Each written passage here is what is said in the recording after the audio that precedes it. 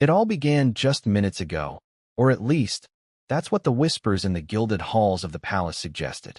Imagine waking up one morning to discover that the world you thought you understood is crumbling piece by piece, that the carefully curated image of a monarchy you believed untouchable is being torn apart in ways no one could have anticipated. And at the center of it all, a revelation so shocking, so explosive, that even the most seasoned courtiers could hardly believe their ears. A hidden secret, an invisible ledger, a bank account that had been quietly humming along behind the velvet curtains of public appearances, and now it was no longer invisible. But before we continue, please subscribe and turn on the notification bell for updates. The news spread like wildfire, faster than any official announcement could manage. Courtiers in stately robes murmured to one another in hushed tones. Servants froze mid-step carrying silver trays. And somewhere in the shadowed corners of the palace, the cameras of the world seemed to focus on a single question. How could this happen? How could the monarchy, the symbol of centuries-old traditions, suddenly be rocked by a revelation that threatened not just reputations, but the very balance of power itself? Before we dive deeper, you need to understand why this matters.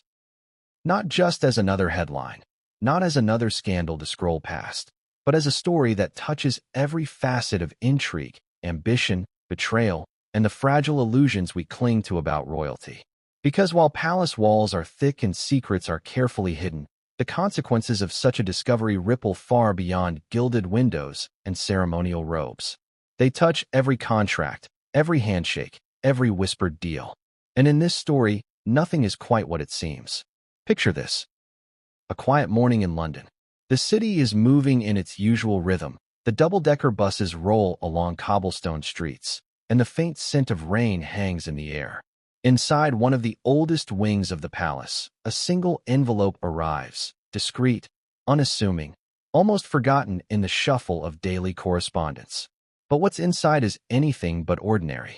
One note, one document, one set of numbers that will set off a chain reaction no one could have predicted. And when it reaches the right, or wrong, hands, the game changes entirely. Now, imagine the players in this unfolding drama. There's the monarch, the one whose gaze has historically commanded respect and obedience, someone accustomed to seeing their decisions executed without question. Then there's the heir, poised, confident, and burdened with the weight of both expectation and ambition. And at the center, a figure who has long been scrutinized, analyzed, and, at times, vilified by the public eye. A figure whose presence alone sparks headlines, commentary, and controversy. And now, in this moment, the quiet undercurrent of tension that has simmered for years erupts into something undeniable. But let's pause for a moment. You might be thinking, surely, in this era of transparency, in the age of cameras and 24/7 news cycles, nothing could remain hidden. Yet, as history has shown time and again, secrecy is an art form mastered by few, and even the most meticulous plans can unravel in the blink of an eye. There are whispers of documents shifted in the dead of night, of trusted aides caught between loyalty and self-preservation, and of financial movements that were designed to stay invisible until they weren't. And here's the kicker. The moment this discovery comes to light, everything changes. Titles that were once regarded as untouchable become vulnerable. Alliances that were assumed to be permanent begin to wobble. And the very public, whose fascination with royal affairs often teeters between admiration and obsession, is left in a frenzy of speculation. What does it mean? Who's responsible? And, most importantly, who knew what, and when did they know it? It's a story that could be taken straight from the pages of a best-selling thriller. A secret uncovered, power-tested, reputations hanging by a thread, and consequences that could echo for decades. And yet, this is not fiction, at least, not entirely. In this alternate reality we are exploring, the stakes are as high as they could possibly be. The intrigue is complex as any political drama ever staged. Every glance, every whispered conversation, every seemingly innocuous decision carries weight. And as we peel back the layers, you'll begin to see how interconnected the players, the secrets, and the fallout really are. So why should you care, watching this unfold from the comfort of your screen? Because this isn't just about palace protocol or ceremonial titles. It's about trust, power, betrayal, and the hidden forces that shape the lives of the very people we see as untouchable. It's about understanding how one discovery, a single, seemingly minor document, can unravel years of control, influence, and perception. And most importantly, it's about watching human nature in its rawest form: ambition, fear, loyalty, and the desperate attempts to manage appearances when the world is suddenly watching more closely than ever. Now, here's a question for you. What would you do if you discovered that someone close to you had been keeping a secret, one that could change the course of everything you thought you knew? Think about that. Because in this story, every decision, every revelation, every calculated move matters. Nothing is innocent. And as the palace navigates the storm that is about to hit, the tension builds, not gradually, but exponentially. Each new detail exposes contradictions, forces difficult choices, and pushes everyone involved to the brink of confrontation. And just when you think you have a sense of control over the narrative, just when you believe you understand who is in the right and who is in the wrong, the story twists. Alliances fracture, allegiances shift, and a revelation that seemed shocking at first becomes only the beginning. Because hidden beneath the surface of this initial discovery lies something far deeper, far more consequential, and far more explosive than anyone could have imagined. Something that will make you question everything you've seen so far. But here's the thing about power: it's never static. It's fluid, unpredictable, and often terrifying in its consequences. And when the structures you trust to maintain stability are shaken, every observer, every citizen, every journalist, every palace insider is forced to reassess their assumptions. Who can be trusted? Who is bluffing? And who is orchestrating moves several steps ahead while the world is still trying to process the first revelation? As this story unfolds, you'll witness the collision of public perception and private reality, of image versus truth, and of tradition versus disruption. You'll see the strategic maneuvering behind closed doors, the subtle shifts in conversation that signal deeper tensions, and the emotional undercurrents that, while invisible to most, are driving every choice, every confrontation, and every calculated step. And here's the moment that changes everything. The very document that set this chain reaction in motion isn't just a static piece of paper. It's a key, a trigger, a revelation that unlocks new questions at every turn. And as it circulates among those who wield power, it begins to illuminate cracks that had been carefully concealed for years. What was thought untouchable becomes vulnerable. What was assumed to be stable is revealed as fragile. And the palace, once a symbol of timeless authority, faces a reckoning unlike anything in recent memory. But what came next would change everything, and no one saw it coming. The morning began like any other, with the sunlight spilling over the spires of the palace, the ceremonial bells ringing in the distance, and the staff moving with practiced precision through the ornate hallways. But within the quiet grandeur, a storm was brewing, one that had been hiding in plain sight. It started with a single piece of paper, a nondescript envelope that seemed too ordinary to draw attention. But it contained something extraordinary, something capable of turning the palace world upside down. You have to understand the weight of this moment. In a place where every detail is meticulously controlled, where appearances are everything and every gesture is scrutinized, the discovery of a hidden account, a record that had gone unnoticed for years, was explosive. It wasn't just the numbers. It was what they represented. Secret maneuvering, influence beyond public scrutiny, and the possibility of betrayal at the highest level. Imagine a chessboard where every move you thought was predictable suddenly reveals an opponent several moves ahead, anticipating every reaction. That's exactly what happened the moment the document was uncovered. The discovery was made by someone who had long been trusted, someone with access, with the keys to the inner sanctum of palace secrets. Their hands shook as they opened the envelope, the paper crisp under their fingertips, the ink still sharp and precise. And then they saw it, an account, meticulously maintained, entirely hidden from the public eye. Not a small account, either, a substantial ledger, showing transactions that could not be explained away by routine royal expenses. Now, imagine what goes through the mind of someone in that position. You hold knowledge that can alter reputations, destabilize carefully constructed images, and perhaps even shift the balance of power within the palace itself. Every instinct screams caution. Every warning bell in your mind urges secrecy. And yet, there is a compulsion to act, to alert someone else, to ensure that this discovery does not go unnoticed. That tension, the mix of fear, moral obligation, and self-preservation, is almost tangible. Word of the discovery spread quickly, though quietly at first. It moved through whispered conversations in hushed corridors, through cryptic phone calls to aides and advisors, through careful glances exchanged in candlelit rooms.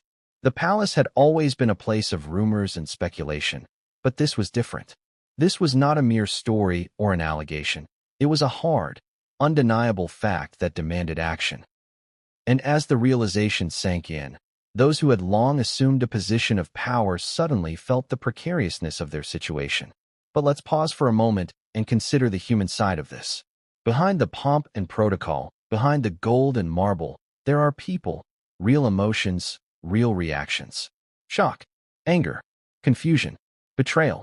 Each person in the palace responded differently. Some tried to suppress their panic, maintaining composure while internally processing the implications. Others were more impulsive, reacting in ways that would later have serious consequences. And still others saw opportunity, the chance to leverage this revelation for personal gain, to reposition themselves in the ever-shifting hierarchy. Meanwhile, the wider world was oblivious. On the streets, life continued. Taxis honked, cafes bustled, tourists marveled at the ornate architecture. But inside, behind those thick walls, a drama of immense proportions was quietly unfolding. Imagine knowing that something monumental is happening, yet having to maintain the illusion that all is normal. The tension builds in those moments, and every interaction, every casual remark, every glance, becomes loaded with meaning. Now, consider the ripple effect. That single discovery wasn't isolated. It had implications across multiple layers of the palace hierarchy. Financial advisors scrambled to understand the scope. Legal teams began quietly investigating potential breaches of protocol. Communications staff prepared for potential media exposure, although they had no clear idea how to manage it yet. And at the top, the monarch and the heir were confronted with a reality that could challenge not just their authority, but the stability of public perception. It's important to note the psychology here. For centuries, monarchy has relied not just on formal authority, but on the perception of invulnerability. When cracks appear in that facade, it's destabilizing. Not just for the royal family, but for everyone who depends on the system remaining intact. Courtiers and advisors experience what psychologists might call cognitive dissonance, the tension between the reality they now see and the narrative they've long believed. And this tension manifests in conflict, suspicion, and high-stakes maneuvering. The discovery itself had several layers. On the surface, it was a financial ledger, numbers and transactions. But the deeper story was in the patterns, the hidden transfers, the inconsistencies that could not be dismissed. Who had access? How long had it gone unnoticed? What did it signify about relationships, loyalties, and hidden agendas within the palace? Every question begged another, and soon, no one felt safe in assuming they had the full picture. As the hours passed, the palace became a pressure cooker. Meetings were convened in private chambers, whispered consultations stretched into the late afternoon, and advisors weighed potential responses. Some recommended secrecy, hoping the matter could be quietly resolved. Others argued that transparency, or at least partial acknowledgement, was unavoidable given the magnitude of the discovery. The tension between these approaches created friction that would shape decisions for days to come. And then, there was the public dimension. Even in this alternate universe scenario, information leaks, speculation, and media frenzy are inevitable. The palace, historically adept at controlling narratives, now faced the challenge of managing perception in a world where information flows faster than ever before. Social media, journalists, and gossip mills would seize upon even the smallest hint of scandal, amplifying it exponentially. The longer the palace delayed in responding, the more uncontrollable the narrative would become.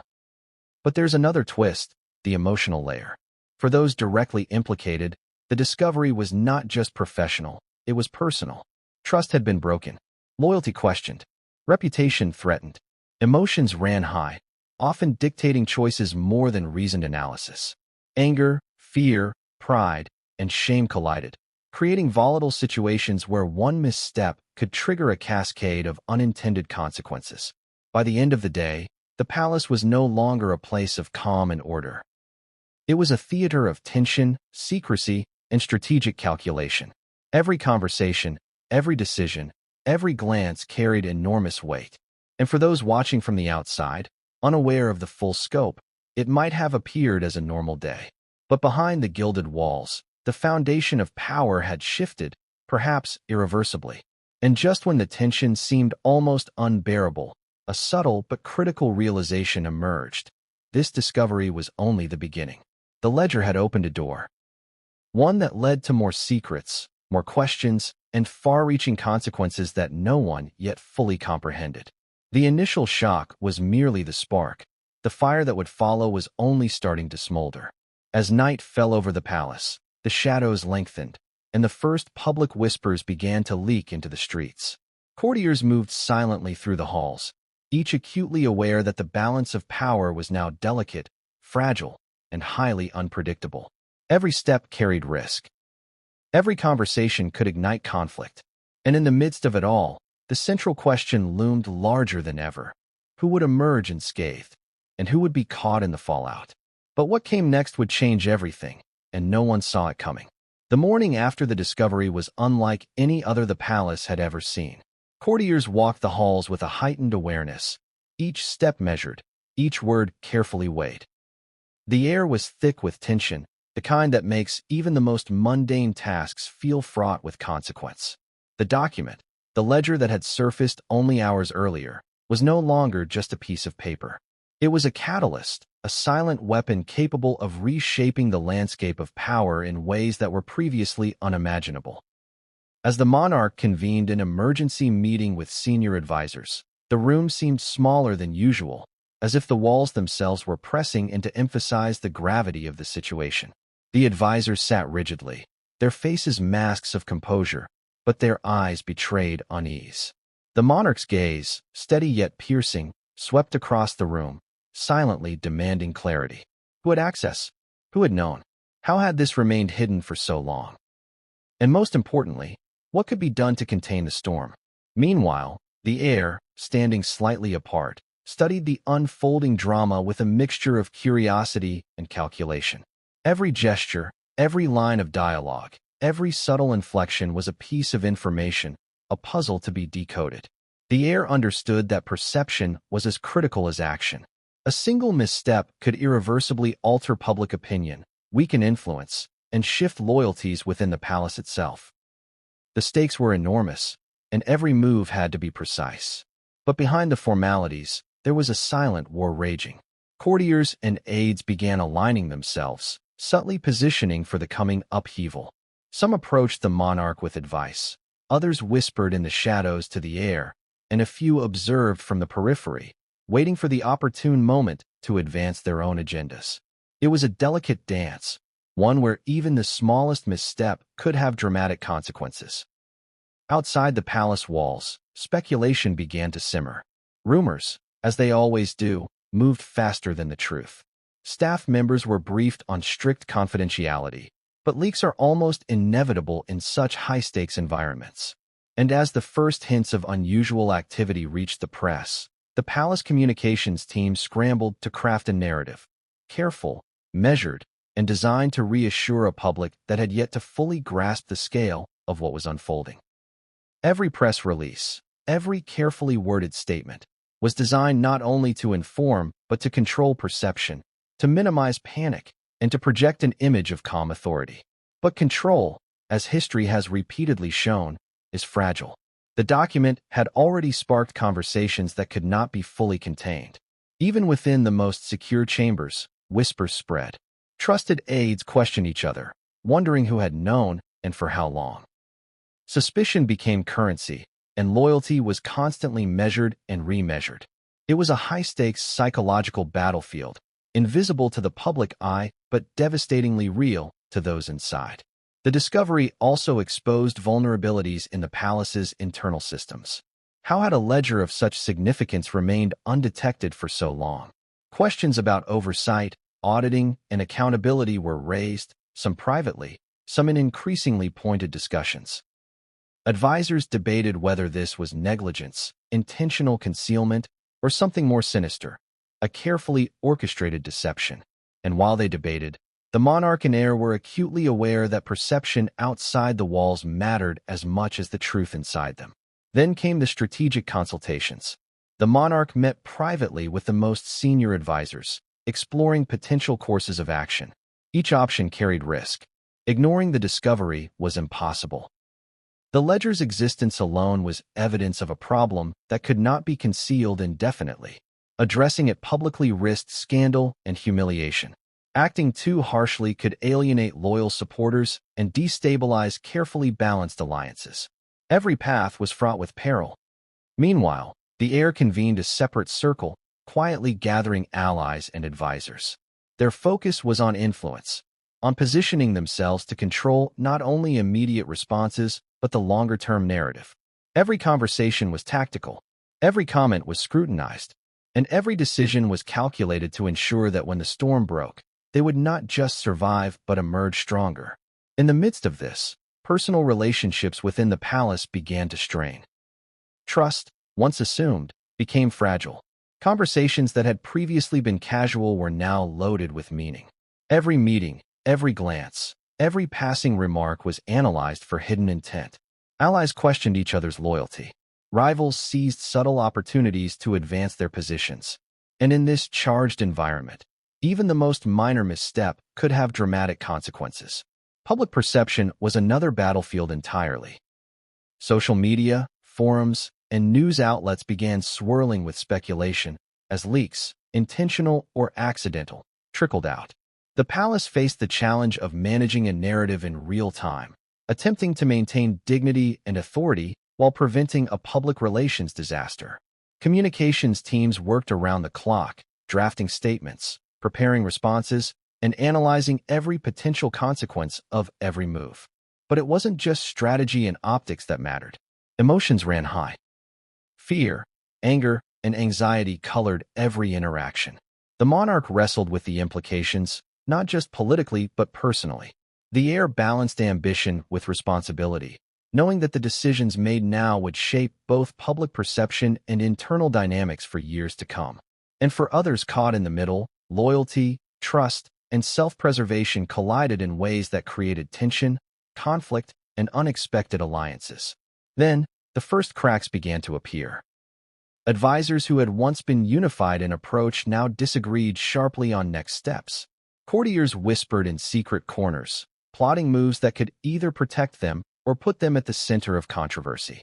The palace hierarchy, long assumed to be stable, suddenly revealed vulnerabilities that no one could ignore.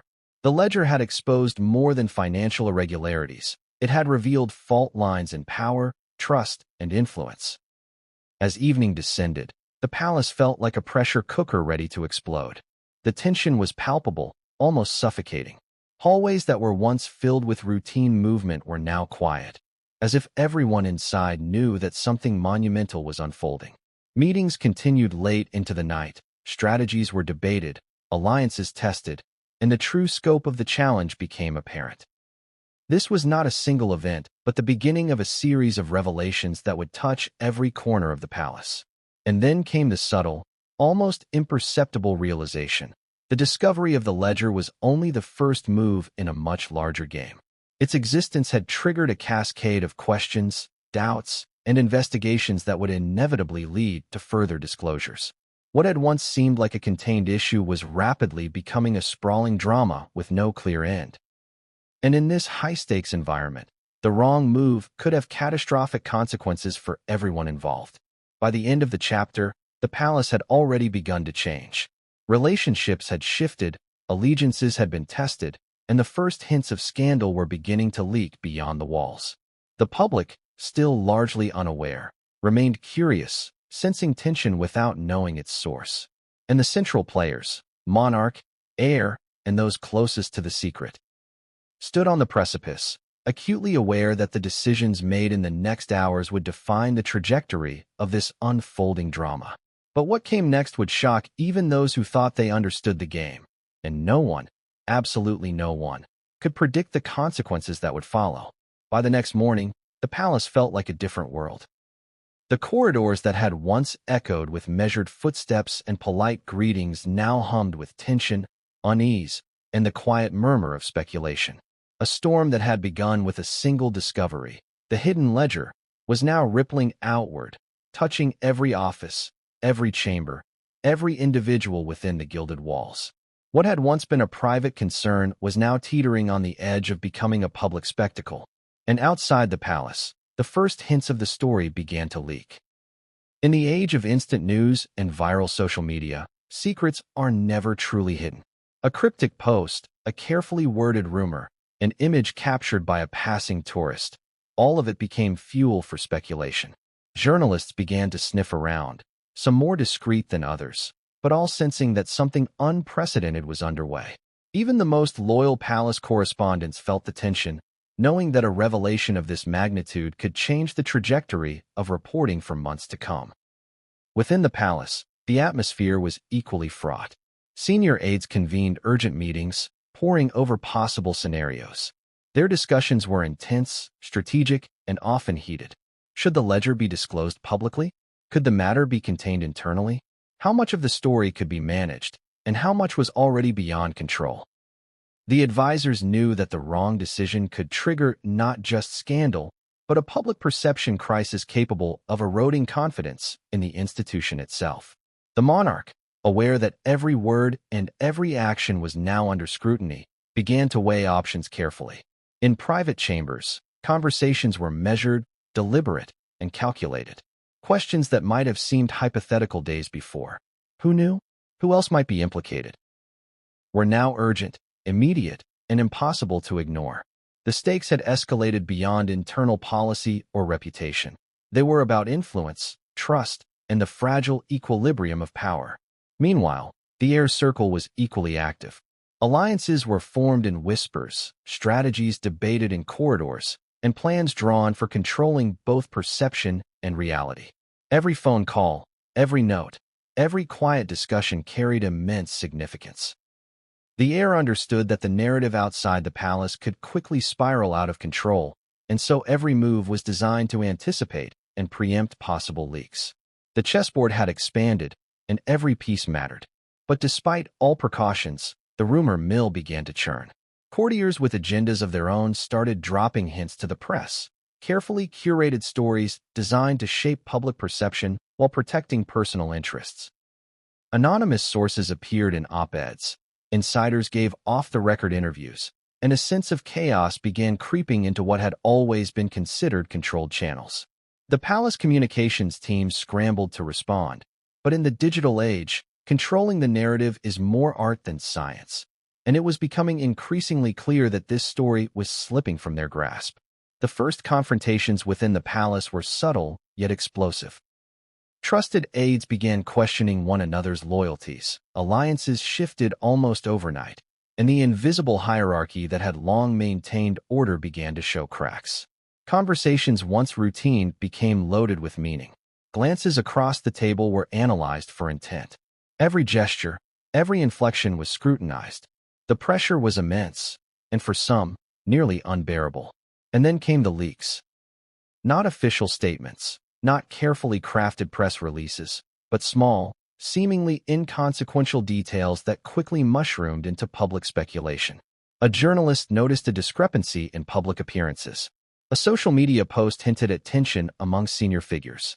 Comments in private circles were amplified into trending narratives.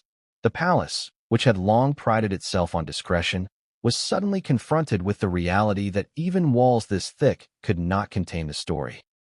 The monarch convened another round of meetings, bringing in legal advisors, communications experts, and senior courtiers. The goal was simple in theory: contain the fallout, protect reputations, and maintain authority. But the task was nearly impossible. Every new revelation, or even hint of revelation, created a domino effect, forcing adjustments, recalibrations, and rapid responses. Stress levels soared. Decisions that might have been straightforward days before now required nuanced judgment, delicate timing, and impeccable execution. The heir, ever the strategist, seized the opportunity. Behind the scenes, alliances were solidified, messaging was refined, and contingency plans were crafted. The heir understood that perception was as powerful as policy, how the public interpreted events could influence internal dynamics as much as any decree or decision. Every move was calculated to strengthen position, influence perception, and maintain flexibility in an unpredictable environment. Meanwhile, tensions among staff reached a boiling point. Trust, once a given, became a scarce commodity. Courtiers questioned motives, aides tested loyalty, and the invisible lines of influence shifted almost daily. A single misstep could spark confrontation, ignite suspicion, or compromise sensitive information. The palace had transformed from a place of protocol and predictability into a dynamic arena of strategy, emotion, and risk. And the public, while largely unaware of the details, began to sense that something was happening. Observers speculated about shifts in behavior, absences from public events, and subtle changes in appearances. Social media buzzed with theories, blogs dissected every photo, and commentators debated implications. Even in this alternate universe scenario, the curiosity of the masses exerted pressure, forcing the palace to respond, not just to internal dynamics, but to the relentless gaze of the outside world. As the day progressed, confrontations became more direct. Private meetings erupted into arguments. Questions that had previously been whispered now demanded answers. Some aides attempted to take control, offering advice or insight to those in power, while others maneuvered for advantage, subtly undermining colleagues or advancing their own positions. The environment was charged with a mix of fear, ambition, and uncertainty, and no one was untouched. Amid the chaos, the ledger itself became a symbol, a representation of hidden knowledge, concealed intentions, and the fragile balance between appearance and reality. Its existence called into question every assumption, every relationship, and every protocol that had long governed palace life. And as the ripple effects continued, it became clear that this was no longer a single event, but the opening salvo in a drama that would unfold over weeks, months, and possibly years. By nightfall, the palace was in a state of simmering anticipation. Secret meetings, urgent consultations, and strategic maneuvering continued, each layer of action revealing deeper stakes, hidden motivations, and potential flashpoints for conflict. Even the most composed figures felt the weight of uncertainty, knowing that every decision carried consequences far beyond the walls of the palace. And just when it seemed that the storm could be contained, a new leak emerged, one that would escalate the situation beyond anyone's expectations. The public, now alerted, began to demand answers, and the palace was forced to reckon with the fact that secrecy had limits, and the truth, once revealed, has a momentum all its own. But what came next would not just challenge authority. It would redefine the power dynamics within the palace itself, and no one was prepared for the fallout that was about to arrive. The palace, once a symbol of measured grace and time-honored tradition, had transformed overnight into a battlefield of strategy, suspicion, and subtle warfare. The discovery of the hidden ledger was no longer just a shock. It had triggered a cascade of reactions, both calculated and instinctive, that threatened to destabilize everything the institution had worked to maintain. Every hallway, chamber, and private office buzzed with tension. The courtiers who had once moved with precision and quiet authority now walked on eggshells, wary of missteps that could compromise their position. The first confrontations began subtly, almost imperceptibly. A whispered remark during a morning briefing, a sharp glance exchanged across a conference table, a curt response to a routine question, all became loaded with meaning. Advisors and aides, long accustomed to predictable hierarchies, now questioned motives, allegiances, and the integrity of colleagues. Suspicion spread faster than any official announcement could, and the emotional atmosphere in the palace thickened with every passing hour. The monarch, acutely aware of the brewing unrest, convened a private session with the most senior advisors. The objective was clear: assess the immediate fallout, identify vulnerabilities, and establish a plan for both internal management and external perception. The discussion was intense, with every potential course of action dissected for risk, feasibility, and long-term impact. Some advisors argued for swift transparency, believing that acknowledging the ledger publicly would demonstrate control and preempt speculation. Others warned that revealing too much too soon would ignite scandal, eroding trust and credibility both inside and outside the palace walls. Meanwhile, the heir moved in parallel, quietly gathering allies and strategizing responses. Every conversation was tactical. Every suggestion carried weight. The heir understood that in moments like this, perception could be as powerful as policy, and positioning oneself correctly could mean the difference between controlling the narrative and being consumed by it. Whispered discussions in private chambers, subtle signals in public appearances, and carefully curated communications all became part of a larger plan to influence outcomes without drawing attention to the maneuvering behind the scenes. Tensions between staff members escalated rapidly. Individuals who had previously collaborated seamlessly now found themselves at odds, debating decisions, questioning loyalty, and subtly jockeying for position. Alliances began to form along unseen lines, with aides and courtiers grouping together based on shared interests, ambitions, or suspicions. Trust, which had once been assumed, became a precious commodity, and even minor interactions carried enormous significance. Amid the internal turmoil, external pressures mounted. The palace communications team faced the growing challenge of managing a narrative while leaks, intentional or accidental, began to surface. Social media speculation accelerated, fueled by insider comments, anonymous posts, and curious observers piecing together fragments of information. Every minor discrepancy or unexplained behavior became fodder for analysis, and the palace was forced to act preemptively to mitigate public perception risks. The tension between secrecy and the need for transparency became a central theme of strategic discussions, as every decision had implications both internally and externally. Within the palace, heated debates began to break out over how to handle the ledger's fallout. Advisors questioned the chain of responsibility, who had access, who should have known, and how such a document could exist without detection.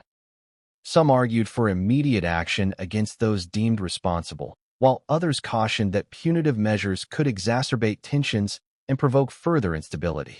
Every recommendation, every proposal, and every objection reflected not only concern for the institution, but also personal stakes in the evolving drama. Amid the strategic calculations, emotions ran high. Fear, anger, and uncertainty shaped every decision, often competing with rational analysis. The monarch wrestled with maintaining authority while addressing the consequences of the discovery. The heir balanced ambition with prudence, understanding that premature moves could create backlash or misinterpretation. Courtiers and aides navigated a delicate web of loyalty, self-interest, and obligation, all while observing shifts in power dynamics that could redefine their roles overnight.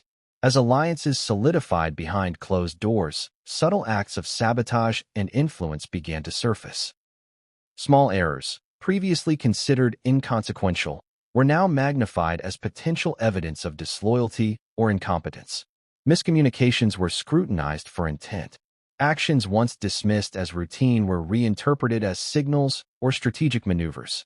Every gesture, every comment, every movement was now part of an invisible game of influence, with high stakes for those involved. The ledger itself, a symbol of hidden knowledge and potential betrayal, became a tool in the evolving power dynamics. Its existence allowed individuals to challenge decisions, question loyalties, and leverage influence over colleagues. Those who understood the ledger's significance could manipulate situations, while those unaware were increasingly vulnerable to surprise moves. The document was no longer just a record. It was a key that unlocked both opportunity and risk. By midday, the palace had reached a state of controlled chaos. Meetings overlapped, corridors echoed with urgent discussions, and private offices became stages for negotiation, persuasion, and quiet intimidation. The atmosphere was electric, charged with anticipation and the ever-present tension of uncertainty. Decisions were made and reconsidered, alliances were tested, and the first tangible signs of confrontation began to appear. The initial confrontations were subtle but consequential. An aide questioned the handling of the ledger in a private meeting, only to be met with veiled threats of reprisal. A senior advisor maneuvered to discredit a rival quietly, using the ledger as leverage without overtly exposing the individual. Every move was calculated, and yet, unpredictability remained a constant. One misstep could unravel carefully constructed plans, and the awareness of this possibility heightened the intensity of every interaction. As the day progressed, the palace also began implementing damage control measures. Communications teams prepared contingency statements. Security protocols were reviewed and adjusted. Monitoring systems were heightened to prevent further leaks. Each action was designed to contain risk, maintain authority, and project stability to both internal and external audiences. Yet despite these efforts, uncertainty lingered. Control was never absolute, and the human element, the unpredictability of behavior, emotion, and ambition remained a powerful force. By evening, alliances had solidified, confrontations had escalated, and the first strategic moves toward long-term damage control were underway. The monarch and heir, despite their distinct approaches, recognized that navigating the fallout required both immediate tactical decisions and long-term planning. Courtiers and aides, meanwhile, continued to maneuver subtly, aware that the shifting balance of power could redefine their positions at any moment. But even as these first moves were made, a new layer of uncertainty emerged. The ledger's existence had exposed not only financial irregularities but also vulnerabilities in relationships, decision-making processes, and the palace's ability to maintain secrecy. The stakes were higher than ever, and the realization sank in. The discovery was not just a single crisis. It was the opening act of a drama that would escalate in ways no one could fully anticipate.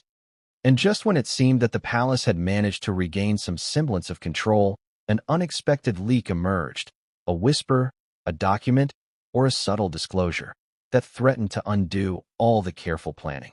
The tension reached its zenith, and everyone involved understood that the next move, whoever made it, could reshape the palace hierarchy forever.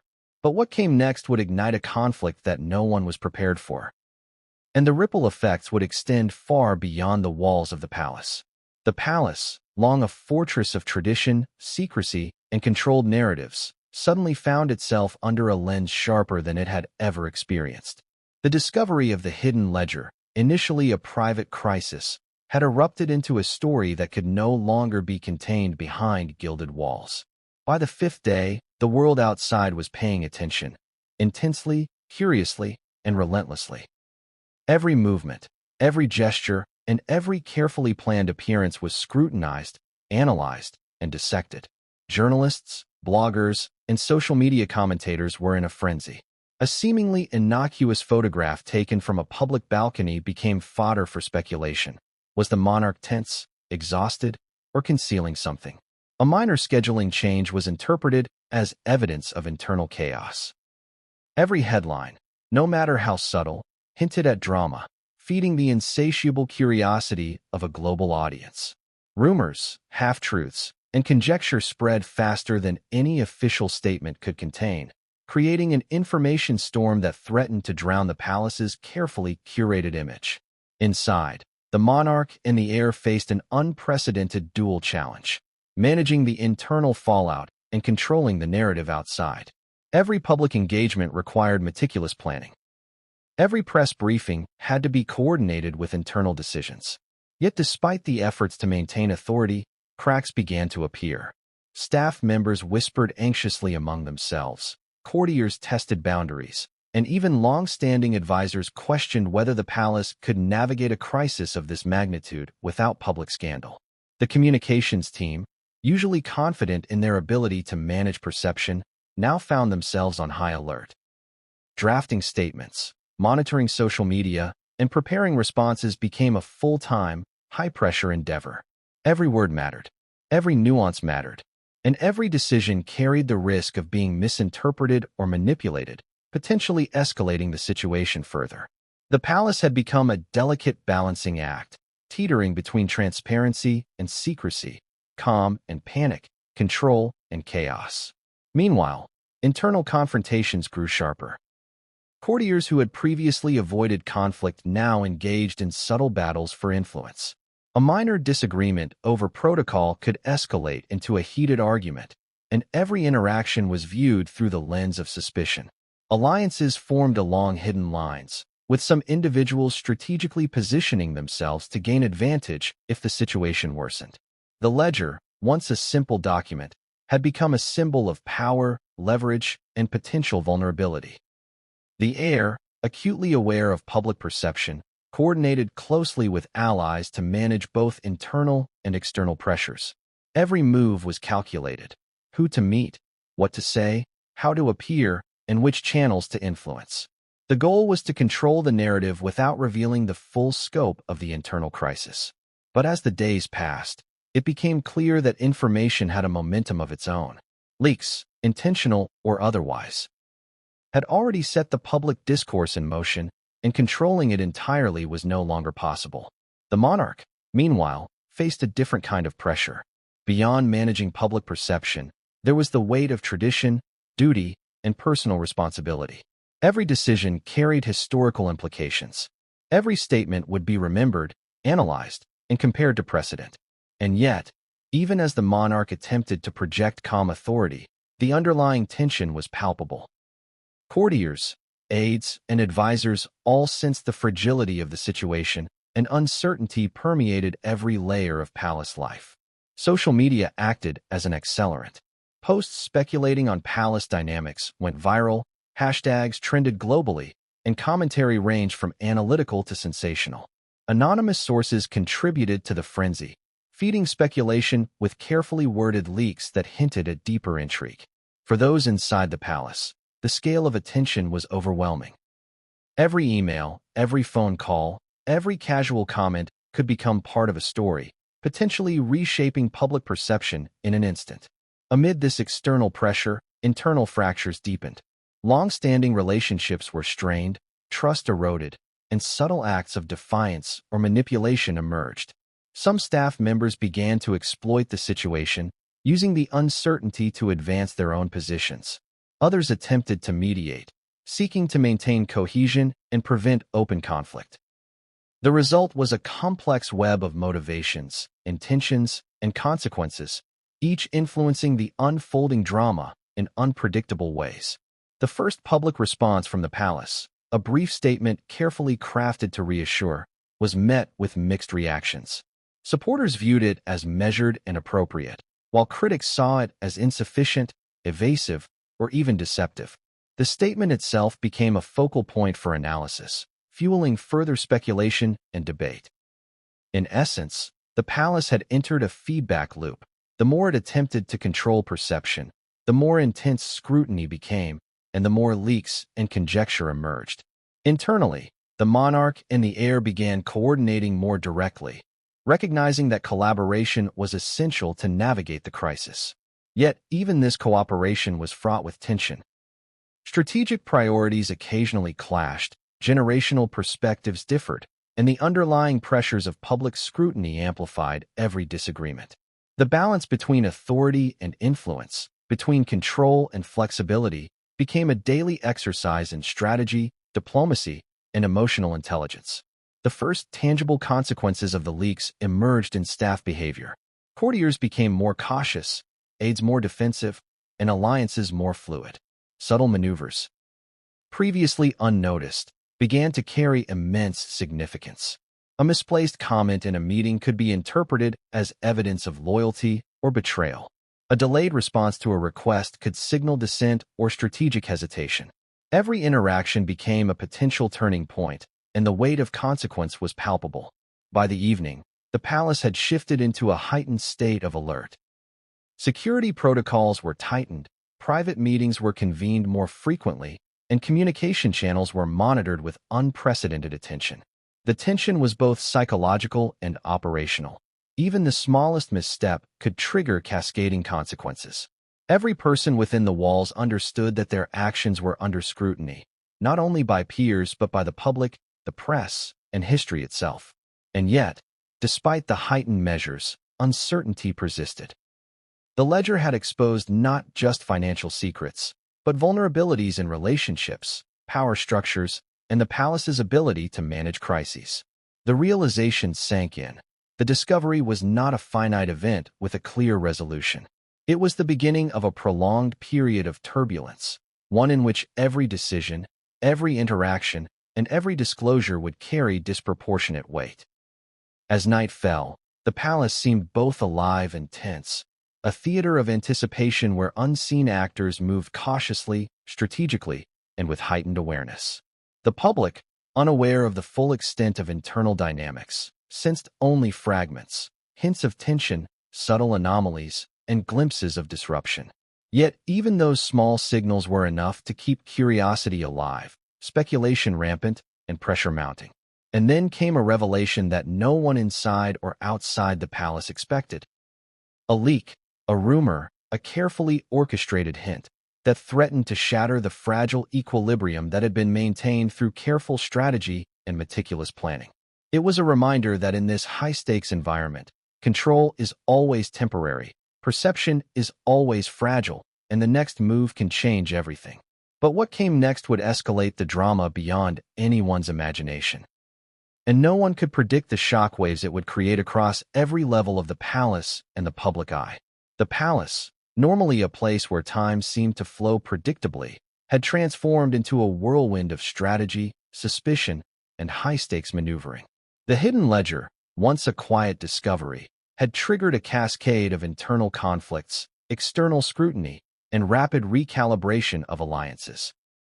What began as a contained crisis had now escalated into a full-blown storm, affecting everyone from senior advisors to junior aides, and even the wider public who were beginning to sense the tremors of instability. Inside the walls, the first signs of real confrontation emerged. Courtiers who had long maintained a delicate balance of loyalty and influence now found themselves questioning the motives of colleagues. Conversations that had been cordial became subtly charged.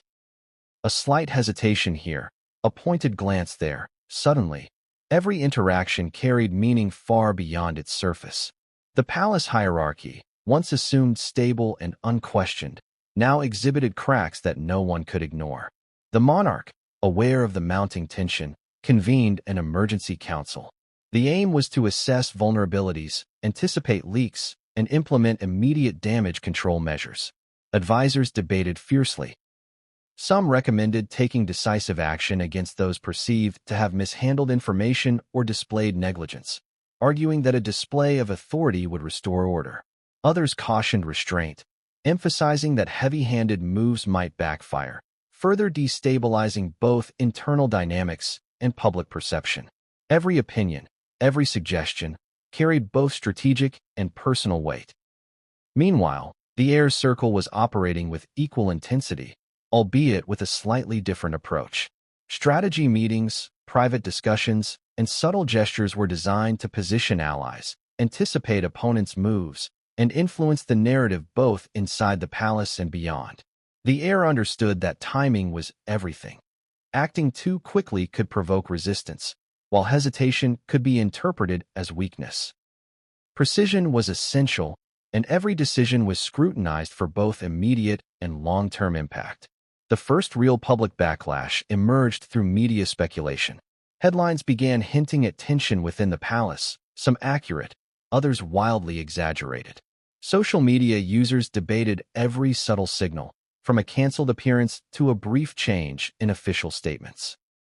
Rumors of discord circulated, amplified by influencers, commentators, and opinion pieces, all of which intensified public curiosity and pressure on the palace. The very walls that once shielded the royal family from scrutiny now seemed porous, allowing perception and misperception to flow freely. Internal power struggles became more pronounced as advisors and courtiers jockeyed for position. Some saw the crisis as an opportunity to demonstrate loyalty and secure favor, while others maneuvered subtly to weaken rivals or position themselves advantageously for a potential shakeup. Whispered conversations, carefully chosen words, and behind-the-scenes communications became the currency of influence. Even minor decisions carried disproportionate weight, as every participant navigated a complex web of personal ambition, loyalty, and survival. The monarch faced the dual challenge of maintaining authority and preserving public confidence. Decisions had to be both strategic and symbolic. Statements needed to reassure while demonstrating control. Appearances were meticulously choreographed to convey stability, composure, and resolve. Yet, despite the best-laid plans, cracks in perception were beginning to show. Observers outside the palace were interpreting every nuance, while insiders were acutely aware of the fragility of their carefully maintained hierarchy. The communications team worked tirelessly to contain the narrative. Press briefings were prepared with meticulous attention to detail, statements carefully worded to avoid escalation, and social media monitored round the clock. Yet, in a world where information travels faster than strategy, containment proved challenging. Every leak, every speculation, every minor miscommunication risked inflaming the situation further, and the team constantly adjusted tactics in response to rapidly evolving circumstances. Amid the external pressures, internal confrontations intensified. Tensions between senior advisors erupted over the handling of sensitive information. Courtiers with differing strategies clashed in private chambers. The ledger, once a silent record, had become a catalyst for testing loyalties, revealing vulnerabilities, and reshaping alliances.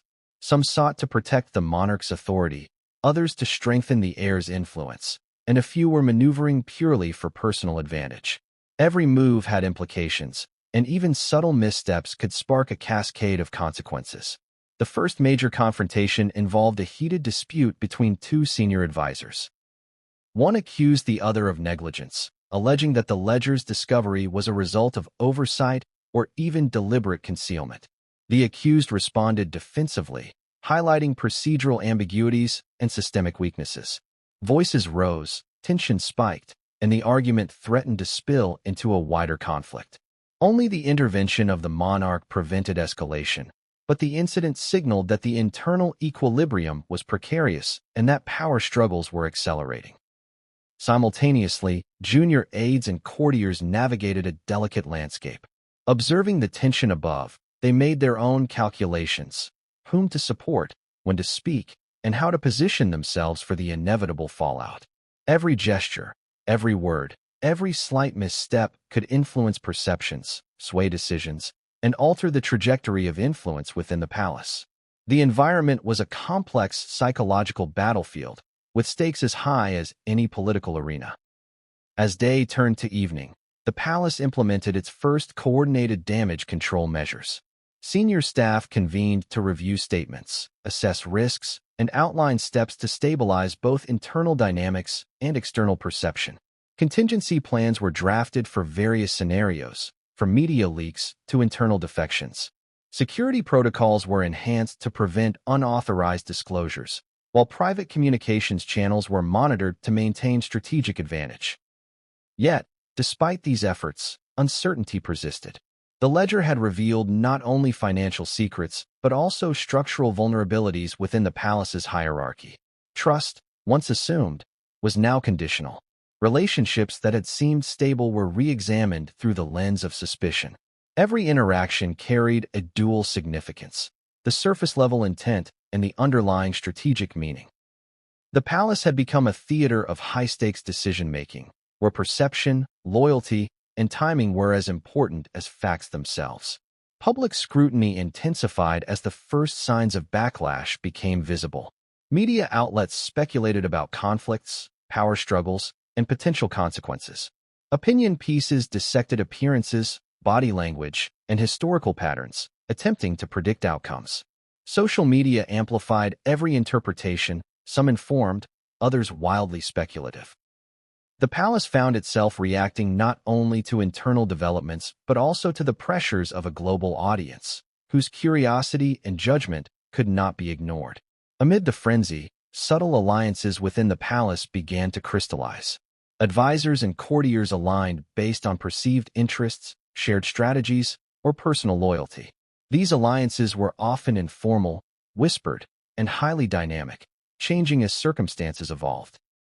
They served both as protective networks and as platforms for influence, allowing participants to navigate uncertainty while attempting to maintain or enhance their positions. As the night deepened, the first consequences of the combined internal and external pressures became evident. Minor errors were magnified, miscommunications misinterpreted, and tensions that had been simmering now threatened to boil over. The palace, which had long been seen as an unshakable institution, now appeared vulnerable to those paying attention. Even small signals of instability reverberated outward, fueling speculation and intensifying scrutiny. And then, just when it seemed that the palace might regain some semblance of control, a new leak surfaced, a whispered comment, a partially revealed document, or a subtle shift in public messaging that threatened to unravel the fragile balance. Everyone inside understood that the stakes had escalated yet again, and that the next sequence of events could redefine authority, influence, and perception in ways no one could fully anticipate.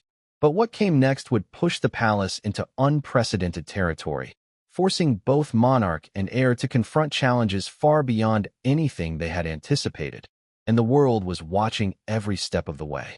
The morning began with an unusual hush. Normally, the palace buzzed with predictable activity, staff bustling, courtiers preparing schedules, announcements flowing in orderly sequences. But today was different. There was a subtle tension in the air, one that could be felt in the quietest corners. Every glance, every step, every murmured conversation carried weight, as if the very walls themselves were listening. The reason was simple. The first major leak had surfaced, and the palace was no longer insulated from the storm. It began with a single article published by a prominent outlet. The headline was both sensational and vague. Hints of internal discord, whispers of undisclosed financial matters, and subtle suggestions that the ledger had far-reaching implications. The piece stopped short of naming names, but the implications were clear. The palace had, for the first time, been thrust into the public eye in a way that could not be ignored or contained. Inside, reactions were immediate and intense. Advisors rushed to gather facts, assess the source, and determine potential fallout. Courtiers whispered in corners, their expressions a mixture of alarm, calculation, and curiosity. The monarch, faced with the reality of public scrutiny, called an emergency session with senior staff. The atmosphere was tense, almost suffocating. Every word, every suggestion, and every gesture was scrutinized, both for content and intent. The leak acted as a catalyst for internal panic. Staff who had previously attempted to maintain composure now began questioning their own actions and decisions. Allegiances shifted subtly as individuals reassessed who could be trusted and which alliances offered the best chance of navigating the crisis. Even minor missteps, once insignificant, were now magnified, and paranoia began to creep into routine operations. The heir, fully aware of the stakes, immediately began orchestrating a response. Private meetings with key advisors and allies were convened to strategize not only about immediate containment, but also about shaping public perception.